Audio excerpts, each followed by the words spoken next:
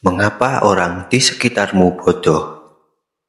Panduan praktis menciptakan hubungan yang efektif dengan orang lain. Bahasan 3. Bagaimana kamu tahu batin atau maksud mereka?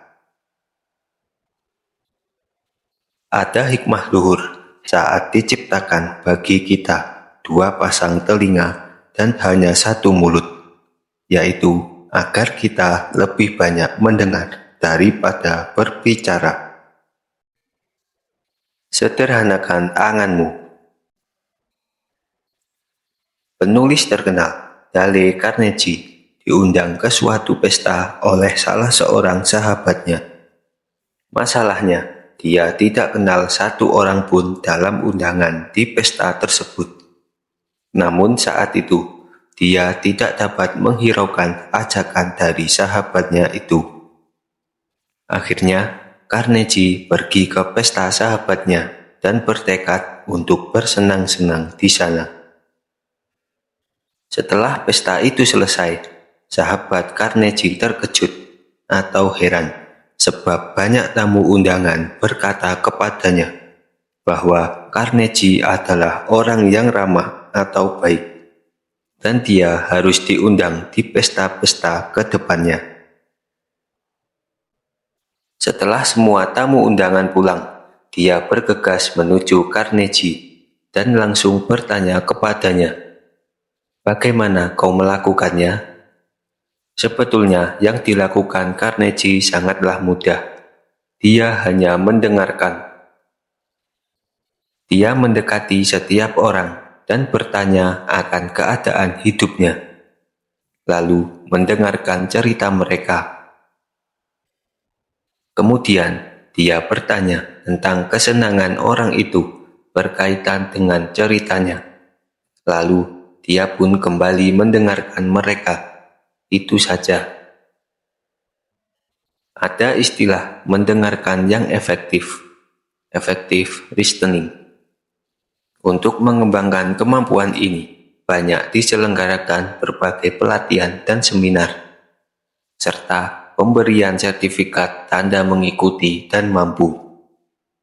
Bahkan ada perusahaan internasional yang konsen terhadap kemampuan ini, sehingga mengajarkannya ke seluruh pegawainya. Perusahaan internasional tersebut memahami manfaat besar dari kemampuan ini lebih dari yang kamu bayangkan. Mendengar dengan efektif, sungguh luar biasa cara ini. Hal ini lebih sederhana dari bayanganmu. Jika kamu tertarik untuk mengetahui apa yang mereka katakan dan maksudkan, maka kamu akan takjub akan manfaat yang akan kamu terima. Apa yang kamu dapatkan dari mendengar secara efektif? Pertama, orang-orang akan lebih menyukaimu. Saat kamu mendekati kumpulan orang yang sedang berbicara, kelompok apapun dan dimanapun, baik di kafe, klub atau asosiasi, jalan, hotel bintang 5, perusahaan internasional, ataupun pada waktu istirahat para pegawai. Kamu akan menemukan bahwa obrolan mereka seputaran pengalaman pribadi mereka. Contoh, orang pertama, "Aku menemukan tempat penjual ikan yang sangat enak. Aku sangat suka makan di sana." Orang kedua, "Aku sangat suka makan ikan. Ketika mengunjungi Alexandria, Mesir, aku tidak makan apa-apa kecuali ikan." Orang ketiga, "Aku tidak suka ikan karena alergi." Contoh lain, orang pertama, "Apakah kamu melihat episode sinetron Arab kemarin? Bagus sekali, saya suka." Orang kedua, "Aku punya kawan yang sangat mirip tokoh utama di sinetron itu." Orang ketiga, "Tentu saja aku tahu orang itu." Apa kamu perhatikan contoh-contoh ini? Coba perhatikan dalam kehidupanmu dan amati bagaimana orang akan berbicara tentang diri mereka.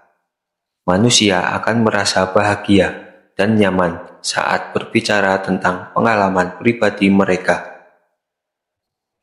Ketika kamu memberikan kebahagiaan ini kepada mereka, niscaya mereka akan menyukai, menghormati, dan merasa senang berkawan denganmu. Kamu akan mendapat banyak hal dari mereka. Mereka akan merasa dirimu benar-benar peduli, berbeda dari orang-orang yang selalu berbicara tentang dirinya. Sederhananya, dengarkan mereka dengan tulus agar mereka senang denganmu. Kedua, kamu akan mendapati hal-hal yang di luar nalarmu. Pemahaman kita terhadap dunia, seperti yang kita pelajari di bab sebelumnya, ditentukan oleh pengetahuan dan pengalaman kita. Oleh karenanya, kamu harus tahu bahwa pandanganmu terhadap dunia bukanlah dunia yang sebenarnya. Sejatinya, tidak ada satupun yang betul-betul benar atau salah. Pemikiran kitalah yang menentukan hal itu. Hikmah. Apa yang kamu anggap baik dalam pandanganmu, belum tentu baik dalam pandanganku. Aku akan menceritakan suatu kisah kepadamu. Contoh, Akram sangat benci kepada ayahnya. Dia selalu mengulangnya pada berbagai kesempatan. Dia meyakini bahwa sang ayah tidak sayang kepadanya dan selalu menyiksanya ketika melakukan kesalahan. Dia selalu menasihati dan menceramahinya setiap waktu, seakan-akan Akram tidak becus dan tidak bisa hidup mandiri. Akram benci ayahnya, sebab ayahnya juga benci kepadanya. Seperti yang kita ketahui pada bab sebelumnya, setiap orang meyakini bahwa mereka berada pada posisi yang benar, dan pada setiap perbuatan buruk tersimpan niatan baik, serta jangan menghakimi orang-orang terdekat dengan perilakunya, tetapi dengan melihat maksud-maksud yang tersimpan.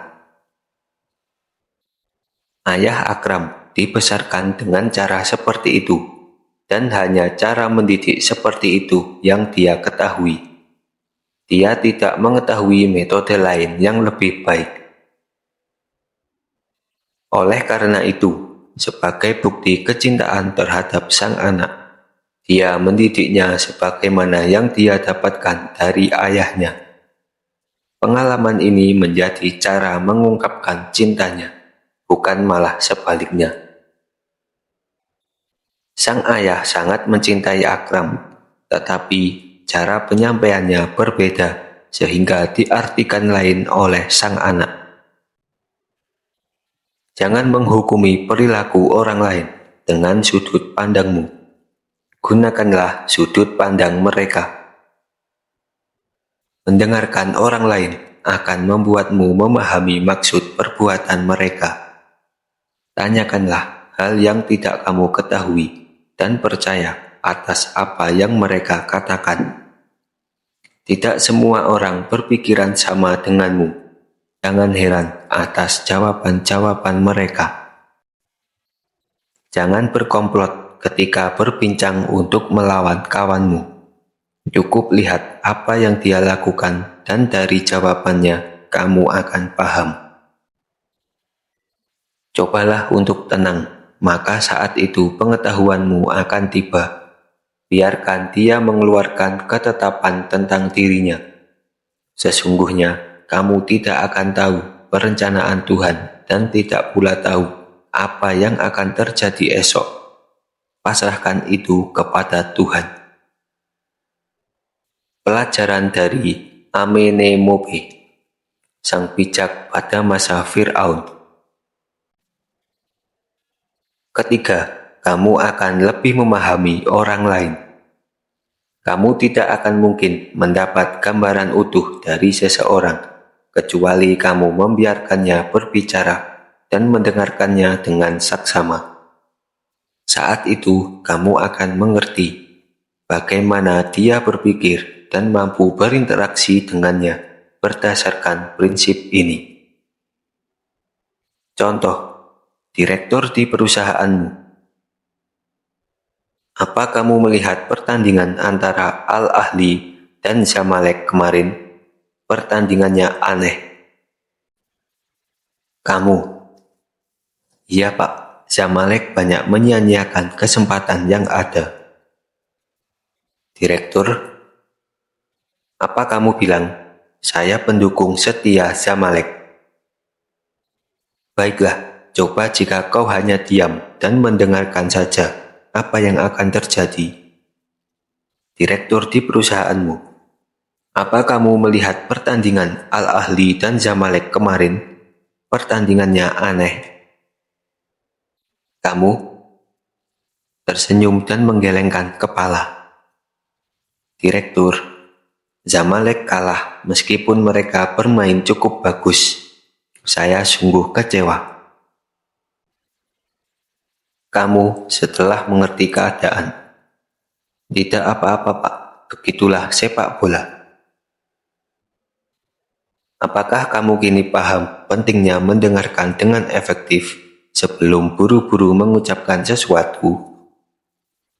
Mendengarkan membuat dirimu lebih tahu kepribadian orang lain. Menggunakan kedua telingamu membuatmu lebih memahami orang banyak. Mereka memberi kunci kepribadian mereka kepada kita sepanjang mereka berbicara.